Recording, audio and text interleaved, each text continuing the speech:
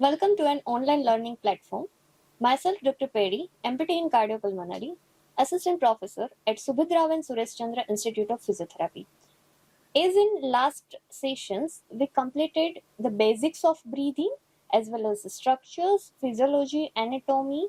Likewise, we also studied the principle of the breathing exercises. Now we'll jump over all the exercises. To total, we will learn diaphragmatic breathing, segmental breathing, pursed lip breathing, and glossopharyngeal breathing. First, we will start with the diaphragmatic breathing.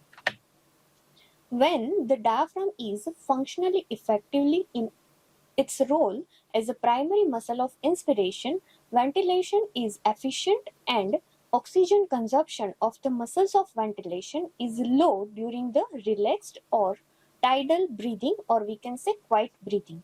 When the patient are substantially on the accessory muscles of the inspiration, the mechanical work of breathing or oxygen consumption will increase and the efficiency of the ventilation will decrease. Although the diaphragm controls breathing at an involuntary level, a patient with the primary and secondary pulmonary dysfunction can be taught how to control breathing by optimal use of diaphragm and decreased use of accessory muscles. Next, therapeutic effect of the diaphragmatic exercise is to improve the efficiency of the ventilation, decrease the work of breathing, increase the exertion of diaphragm, and improve the gas exchange and oxygenation. Diaphragmatic breathing exercise are also used during the postural drainage technique to mobilize the lung secretions. Next, procedure of the diaphragmatic breathing.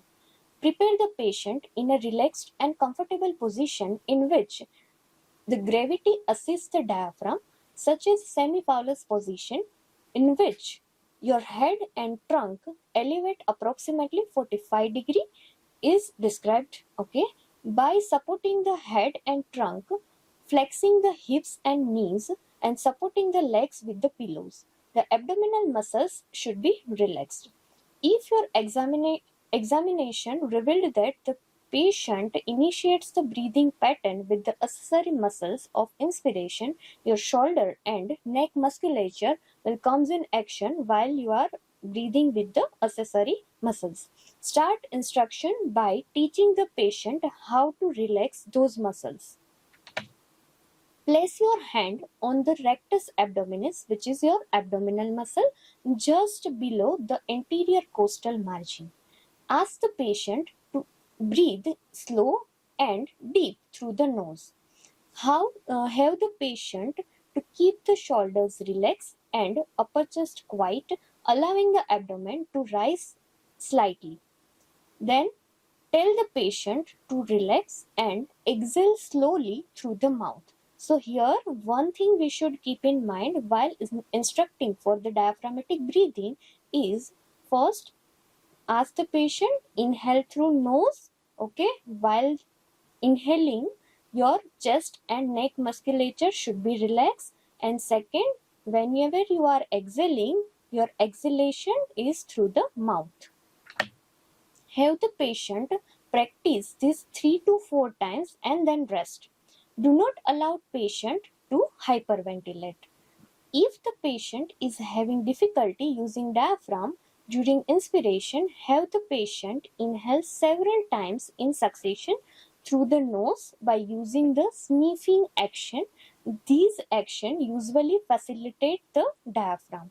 To learn how to self-monitor this sequel, have the patient place his or her own hand below the anterior costal margin or over the abdomen and feel the movement.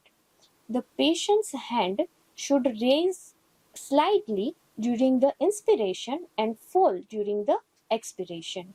After the patient understands, is able to control the whole breathing pattern using the diaphragm, keeping the rested, practice the diaphragmatic breathing in a variety of positions like sitting or standing or during the activity while walking or climbing the stairs. Here in the figure you can see the position of the patient, which is semi-Fowler position. Head and neck is about 45 degree of angle. Here the therapist, as well as in the second figure, patient's hand is over the abdomen.